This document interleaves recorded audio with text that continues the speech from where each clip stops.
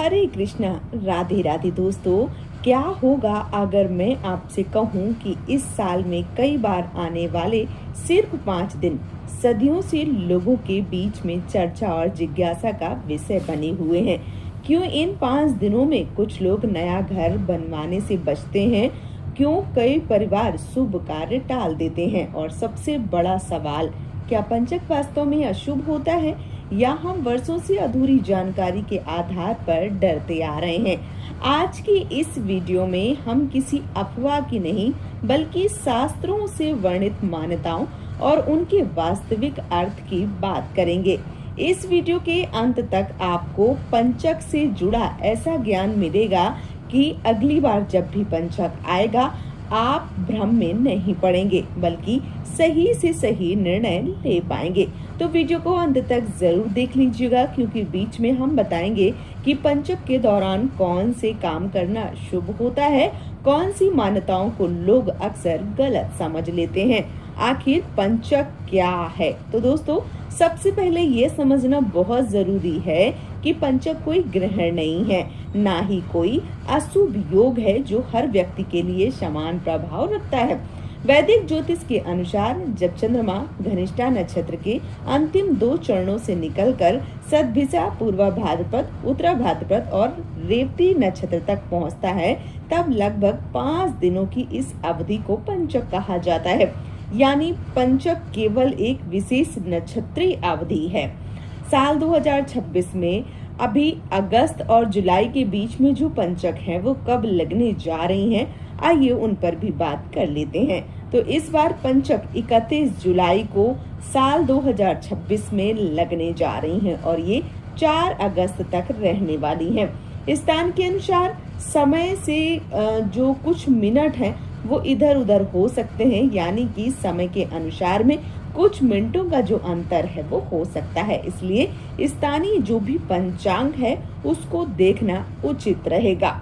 और अब बात करते हैं, क्या पंचक सच में अशुभ होती हैं? यही वह सवाल है जो सबसे ज्यादा पूछा जाता है।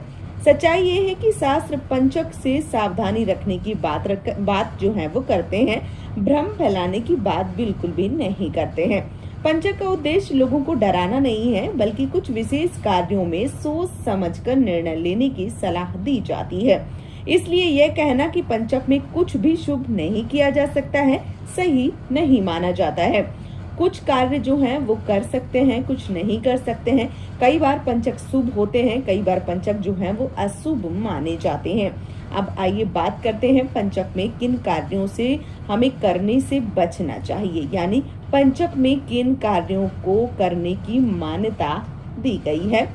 धार्मिक परंपराओं में इन कार्यों को टालने की सलाह दी जाती है। कौन कौन से कार्य? जैसे नए मकान की छत डालना, बड़ी मात्रा में लकड़ी इकट्ठा करना, नई चारपाई बनवाना। कुछ परंपराओं में दक्षिण दिशा की यात्रा जो है वो भी टालनी सबसे ज्यादा शुभ बताई गई है। बिना उचित मुहूर्त के बड़े शुभ कार्य करना या आरंभ करना ये भी उचित नहीं बताया गया है। इन मान्यताओं का पालन करने से अलग अलग क्षेत्रों में अलग अलग प्रकार जो है वो दिए गए हैं।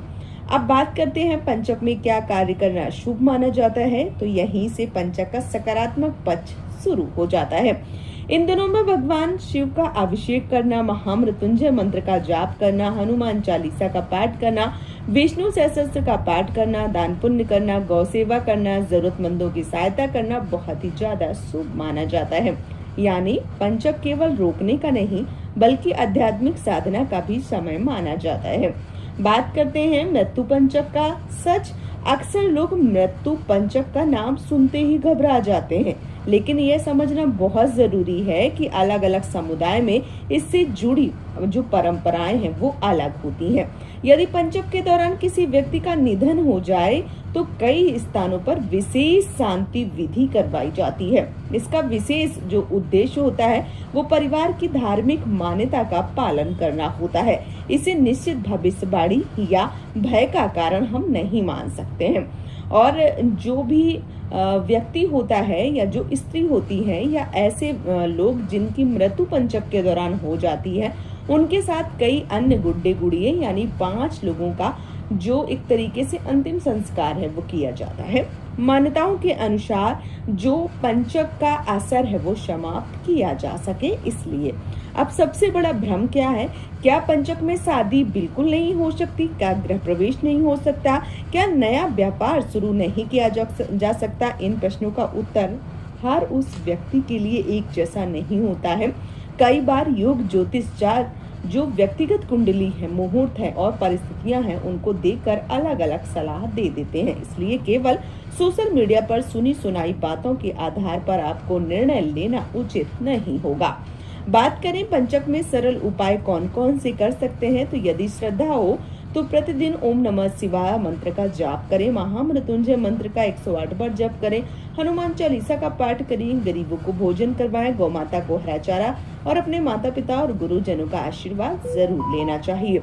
ऐसा करने से जो पंचक हैं उनका प्रभाव कम पड़ता है। पंचक के दौरान आपको कुछ कार्य जो हैं वो जैसे पूजा पाठ वाले कार्य हो गए वो कर सकते हैं, और जो नए कार्य होते हैं जैसे कि मैंने ऊपर आप सबको बता दिया है कि जो चारपाई बनवाना, नया घर खरीदना, फ्लैट खरीदना या गृह प्रवेश करना, ये सारे कार्य जो है वो वर्जित बताए गए हैं। इसके साथ ही साथ जैसे किसी का विवाह है, कोई खरीदारी करना चाहता है वस्त्रों के या आभूषणों की, तो वो भी नहीं किए जा सकते हैं। कुछ जो कार्य हैं वो कर सकते हैं, लेकिन सारे कार्य पंचक के दौरान नहीं करना चाहिए। और मेरा भी ऐसा मानना है कि यदि आप इन 5 दिनों में कोई या किसी भी प्रकार का शुभ कार्य नहीं करते हैं तो कोई कार्य जो है वो रुकते नहीं हैं, बल्कि 5 दिन के बाद आप वो कार्य जो है वो कर सकते हैं। तो क्यों इन 5 दिनों में आपको वो कार्य करने हैं? आप बिल्कुल भी वो कार्य ना करें। इसके साथ ही साथ जो लोग घर बनवाते हैं उनको जो लेंटर है वो नहीं डलवाना चाहिए, यानी जो छत है वो नहीं डलवानी चाहिए। और इसके साथ ही साथ जैसे गांवों में बहुत सारे लोग बरसात इत्यादि आती है, नए टीन सेट चढ़वाते हैं, छप्पर इत्यादि रखवाते हैं, तो वो भी इन 5 दिनों में नहीं करवाना चाहिए। आगे कर सकते हैं, यानी पंचक के पहले कर सकते हैं या पंचक के बाद में कर सकते हैं। पंचक के बीच में इन 5 दिनों ये सारे कार्य जो है वो वर्जित बताए गए हैं। और यदि हम कोई कार्य जो है वो अपने बड़े बुजुर्गों से सुनते चले आ रहे हैं तो उनका हमें मान रखना चाहिए, और ऐसे कार्य जो है वो हमें नहीं करने चाहिए। इस बात का विशेष रूप से ध्यान आप सबको रखना चाहिए। तो दोस्तों, जो ज्ञान है वो हमें डर नहीं है बल्कि सही समझ से जोड़ता है। पंचक का जो वास्तविक संदेश है वो यही है कि जीवन में कुछ निर्णय हमें सोच समझ कर लेना चाहिए, ईश्वर का हमें स्मरण करना चाहिए, अच्छे कर्म करना चाहिए, अंधविश्वास से बचना चाहिए। इसके साथ ही साथ अगर आपको मेरी वीडियो पसंद आई है और आप चाहते हैं कि हर धार्मिक विषय की जानकारी इसी सरल तरीके से, प्रामाणिक तरीके से, रोचक रूप से आपको मिले, तो अभी हमारे चैनल को सब्सक्राइब कर लीजिए, वीडियो को लाइक कर दीजिए और अपने परिवार और मित्रों के साथ इसे शेयर कीजिए, साझा कीजिए। आप सब एक हमें सब्सक्राइबर जो है वो हमारे चैनल को करके, यानी कि आप इस चैनल को बिल्कुल फ्री में सब्सक्राइब करके हमसे जुड़ सकते हैं और इसी प्रकार की ज्ञानवर्धक और सुंदर जानकारी जो है वो प्राप्त कर सकते हैं। आप एक कमेंट जरूर कीजिए, क्योंकि आपका एक कमेंट हमें प्रेरणा देता है वीडियो को बनाने में। तो आप सब एक कमेंट जो है वो जरूर कीजिए। आज का ये वीडियो मैं यहीं पे समाप्त करूंगी।